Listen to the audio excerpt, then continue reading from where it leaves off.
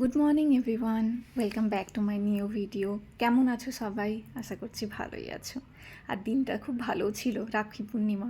তোমাদের কার কেমন কাটলো অবশ্যই জানিও। তো তার জন্যই সকাল সকাল চান করে পুজো ঘরে চলে গেছিলাম। আর মা এখানে সুন্দর করে ফুল দিয়ে সাজিয়ে, মিষ্টি দিয়ে, কাজু কাতলি দিয়ে ঠাকুরের পুজোটাও সেরে নিচ্ছিল। আর আমিও পুজো করে নিয়েছিলাম। পাপা সকাল সকালই মিঠাস থেকে ঠাকুরের জন্য মিষ্টি আলাদা করে নিয়েও এসে গিয়েছিল। এরপর ছিল ঠাকুরকে গোপালকে আমাদের রাখি মাথার পালা, তার জন্য মা সাজিয়ে নিয়েছিল থালার মধ্যে। আর এই দেখো, এখানে তো পেতলের গোপাল নেই, কিন্তু ফোটোর মধ্যেই গোপাল আছে। তো তার জন্য প্রথমে এই গোপালকে মা বেঁধে নিয়ে রাখি, তারপর একটু মিষ্টি খাইয়ে দিচ্ছিল। আর দেখো, সুন্দর রাখি বেঁধে মিষ্টি খাচ্ছিল। আর এই পাশে ছিল একটা ছোট্ট গোপাল। তো একেও রাখি পরানোর জন্য মা একে সুন্দরভাবে হাতে রাখি বেঁধে মিষ্টি খাইয়ে দিচ্ছিল। আর দেখো কি সুন্দরভাবে হাতে রাখি বেঁধে আর মিষ্টি খেয়ে সামনে থালায় মিষ্টি নিয়ে সেজে গুজে বসে আছে। তোমাদের কার কার বাড়িতে গোপাল আছে আমাকে অবশ্যই জানিও। এরপর ছিল জল খাবারের পালা, তার জন্য একটু চিড়ে ভেজে বাদাম দিয়ে ওপর থেকে পেঁয়াজ কুচি কুচি করে কেটে একটু গোলমরিচ আর নুন দিয়ে পাপাকে দিয়ে দিচ্ছিলাম জল খাবারের জন্য। তো পাপার জন্য নিয়ে যাচ্ছিলাম। আর পাপাকে দেওয়ার পর মা বলেছিল আজকে ছোলে বানাবে, তার জন্য রাতের বেলা না এই ছোলেগুলো ভিজিয়ে রেখেছিলাম। তো ভিজে যাওয়ার পর এটা সেদ্ধ করতে দেবো, তার জন্য কুকারের মধ্যে ঢেলেও নিচ্ছিলাম। এরপর কুকারের মধ্যে ঢেলে নেওয়ার পরে এর মধ্যে একটু দিয়ে দিয়েছিলাম খাবার সোডা, কারণ এটা তো একটু সেদ্ধ হতে টাইম লাগে, তার জন্য এর মধ্যে দিয়েছিলাম খাবার সোডা। অবশ্য আজকে নুন দিইনি, তোমরা চাইলে নুনও দিতে পারো। এরপর এটা কিছুটা পরিমাণ জল দিয়ে ভালোভাবে গ্যাসটা অন করে কুকারটা লাগিয়ে বসিয়েও দিয়েছিলাম। তারপর আমি আর মায়ের জলখাবারে পালা ছিল, তার জন্য মাকে গ্রিন টি আর ড্রাই ফ্রুটস দিয়ে দিয়েছিলাম, আর আমিও খেয়ে নিয়েছিলাম। আর রুটি সবজি খেয়েছিলাম। এরপর ছোলে বানানোর জন্য মাকে একটু ধনেপাতা, কাঁচা লঙ্কা, আদা আর টমেটো কেটে দিয়েছিলাম। আর এই দেখো, এদিকে আমাদের ছোলেটা সেদ্ধও হয়ে গিয়েছিল। তো মা ছোলে বসানোর আগে একটু দুধের বাসনেই কিন্তু একটু ওর জন্য সিমাইয়ের পায়েসও বানিয়ে নিয়েছিল। আর একদিকে আলু কেটে মা সুন্দর ছাঁকা তেলের মধ্যে আলুগুলোকে মুচমুচে করে ভেজেও নিচ্ছিল, একটু শুকনো লঙ্কা ফোড়ন দিয়ে। আর এরপর যেহেতু বাসনগুলো ছিল সেইগুলো আমি ভাবলাম একটু গুছিয়ে নিই, আর মাকে যেগুলো কেটে দিয়েছিলাম এগুলো মাকে হাতের সামনে দিয়ে দিই। একদিকে মা রান্না করছিল, তাই ভাবলাম মাকে সব কিছু দিয়েই দিই। তার জন্য আমি বাসনগুলো গুছিয়ে নিচ্ছিলাম আর সবজিগুলো যেগুলো কেটে রেখেছিলাম দিয়ে দিলাম। এরপর কিন্তু একটু আটা মেখে নিচ্ছিলাম লুচির জন্য। আমি কিন্তু বাড়িতে আগে কলকাতার ওদিকে দেখেছি সবাই ময়দারি লুচি খায়, কিন্তু এখানে কিন্তু আটার লুচি হয়, খেতে খুব ভালোই লাগে। আর যেহেতু রাখি পূর্ণিমা ছিল, শ্বশুরবাড়ি এইদিকে কিন্তু রাখি পূর্ণিমাটা সবাই অনেক ভালোভাবে পালন করে, সবার বাড়িতেই রিলেটিভরা আসে।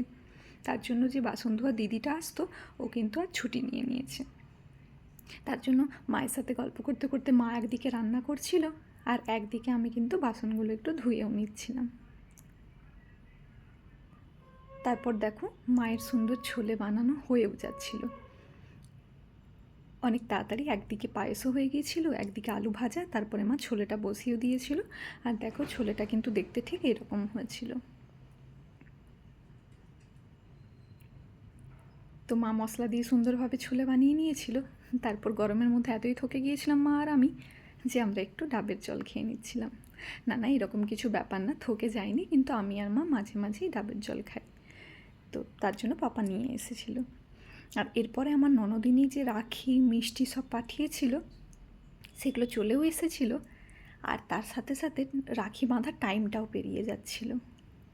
আর বরমশাই চান করে রেডি হয়ে গেছিলো, আর ওদিকে ননদিনী যেহেতু আসতে পারেনি, অনলাইনে রেডি হয়ে তৈরি হয়ে বসেছিল কখন ভাইকে রাখি পরাবে।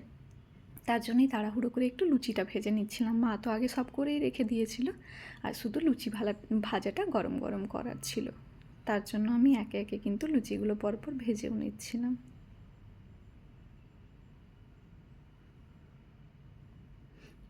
তো তোমাদের বাড়িতে রাখি পূর্ণিমাতে কে কেমনভাবে কাটালে, কে কতজনকে রাখি বাঁধলে অবশ্যই জানিও। আর দেখো, লুচিগুলো শুধু বরের জন্য না, পাপার জন্য ভেজে নিচ্ছিলাম, আর আমরাও একটু খেয়ে নেব, তার জন্য এটাও ভাজা হয়েছিল। আর মা বলেছিল যে এটা জলখাবারে হবে, আর দুপুরবেলা আমরা ফ্রায়েড রাইস আর ছোলে খাবো, আর তার সাথে আলু ভাজা আর একটু মিক্স সবজি। তো সেগুলোও মায়ের বানানো হয়ে গেছিলো অনেক তাড়াহুড়ো করে, কিন্তু শুধু লুচিটাই বাকি ছিল, তার জন্য আমি লুচিটা ভেজে নিচ্ছিলাম। ওদিকে মা রাখির সব জোগাড় করে নিয়েছিল, ফল, রোলি, তার সাথে মিষ্টি, ছোলে, পায়েস, আলু ভাজা, লুচি সব দিয়ে। যেহেতু কেউ বাঁধতে পারবে না, তো মাই ওকে বেঁধে দিয়েছিল। এরপর আমাকে কে বাঁধবে না, আমাকে মাই বেঁধে দিয়েছিল। তার জন্য দেখো একটু কপালে ফোঁটা দিয়ে মা কিন্তু আমাকে যে রাখিটা, এটা কিন্তু কাকি মানে আমার কাকি শাশুড়ি মুরাদাবাদ থেকে পাঠিয়েছিল আমার জন্য, মায়ের জন্য। তো সেটাই আমাকে মা বেঁধে দিয়েছিল, আর তারপর একটু মিষ্টি মুখও করিয়ে দিয়েছিল। এরপর মিষ্টি খেতে খেতে মাকে বললাম, চলো তোমার রাখিটা আমি বেঁধে দিই। তো তার জন্য মায়ের বাঁ হাতে আমি কিন্তু রাখিটা পরিয়ে দিচ্ছিলাম।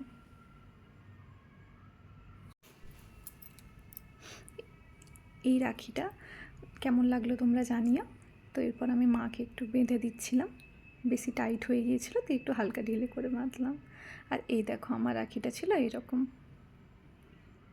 আর দুপুরবেলা খাওয়াটা আমরা ছোলে ফ্রাইড রাইস দিয়ে সেরে নিয়েছিলাম। এরপর রাতে বরমশাই এনেছিল রেস্টুরেন্ট থেকে আমাদের জন্য একটু চাউমিন, কারণ আমরা এখানে সবাই চাউমিন খেতে খুবই ভালোবাসি। আর তারপর রাতের খাবারের জন্য নিয়ে এসেছিলো ফ্রাইড রাইস আর পনিরের তরকারি, আর তার সাথে নিয়ে এসেছিলো মাটন মাশরুম। আর আমাকে কিন্তু এই দিকের বিরিয়ানি খেতে একদম ভালো লাগে না, কলকাতার সাইডে বিরিয়ানি খেতে খুব ভালো লাগে। সেই রকমই এই দিকের ফ্রাইড রাইসও আমার বাবার কিন্তু পছন্দ হয়নি যখন এসেছিলো, কারণ ওইদিকে একটু মিষ্টি মিষ্টি হয়, আর এদিকে হালকা সবজি দিয়ে তেল মশলা দিয়ে একটু ভাজা হয়, তার জন্য। তো এটা আমরা রাতে আজকে পুরো খাবারটা খেয়ে নেবো এটার জন্য। তো চলো, ভিডিওটা তোমাদের কেমন লাগলো আমাকে অবশ্যই জানিও।